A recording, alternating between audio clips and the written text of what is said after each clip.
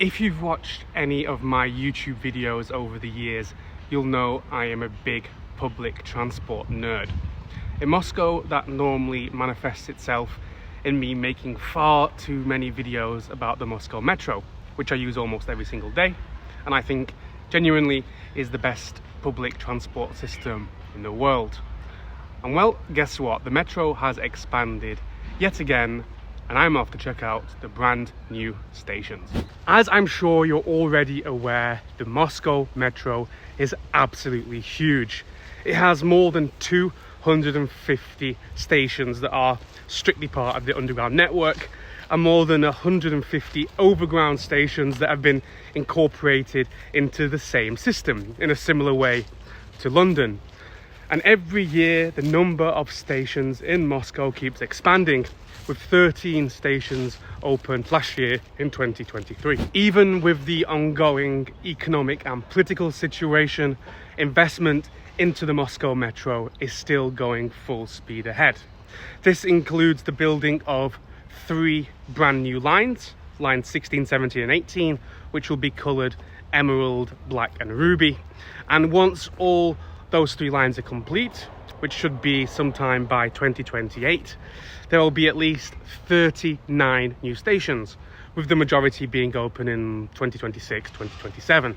On September the 7th, 4 new stations were opened here in Moscow. They're the first 4 stations of the new Emerald line, which is officially called the Chuchskare line, because once completed, it will head all the way out of Moscow to the town of Troitsk, which is around 25 miles or 40 kilometers from the center of Moscow. It's a popular commuter town, as well as a place that has its own famous research institutes. I'm currently in Verovski Park, just a 5-minute walk from one of the new stations, so I'm going to head over there right now and show you what 4 Moscow metro stations built in 2024 look like. This is Metro Novatskaya. This is Novatorskaya station, and it makes sense that this is one of the first 4 to be opened because it's connected directly to the city's large circle line, enabling the new line to be immediately part of the Moscow metro network. It's called Novatorskaya because of the Novator street right above it, and Novator is Russian for innovator or pioneer. The area here is relatively residential, with a lot of housing complexes and parks, so I suspect this station will get quite busy. There's also a relatively large shopping centre called Rio, which is walking distance from the metro station. According to the government, the theme of this station is Moscow Windows, which refers to these orange recessed panels and LED lights. This is Universitet Druzhby Narodov.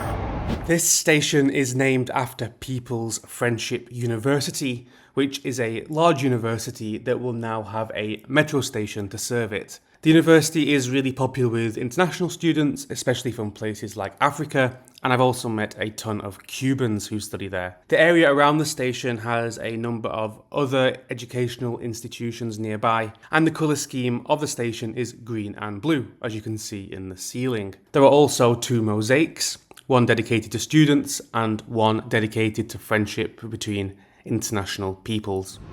This is General Tulyenev Station. This is General Tulyenev Station, named after General Ivan Vladimirovich Tulyenev, who was a general of the Soviet Army during World War II, as well as being a decorated soldier from his time before the Soviet Union, including in World War I. Above the station there's a street bearing his name, so that's why it was chosen for the metro station. The station is in a residential area called Choplistan, which is most famous either for the large nature reserve that's nearby or for being the home of Moscow's most popular IKEA before 2022. The design of this station is much more modern, with more slanted lines and an asymmetrical composition.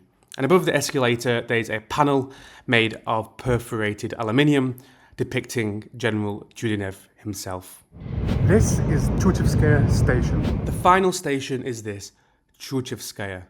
It's the only one of these 4 stations located outside of the MKAD, which is the ring road that goes around Moscow. Once the whole line is complete, it'll be the first of many stations outside of the ring road, but for now, it's the only one. The station is named after Fyodor Chuchkare, who was a Russian nobleman, as well as a poet and a diplomat. He owns the nearby Chuchskare estate, which presumably was the reason why he was chosen for this station. The station is probably the most important out of all 4 built, because it means that more than 100,000 people now have a metro station within walking distance for the first time. And it's decorated with Chuchkare's poetry on the walls as well. That's all from me, so if you like this video, please let me know in the comments and I'll do even more videos about the Moscow Metro.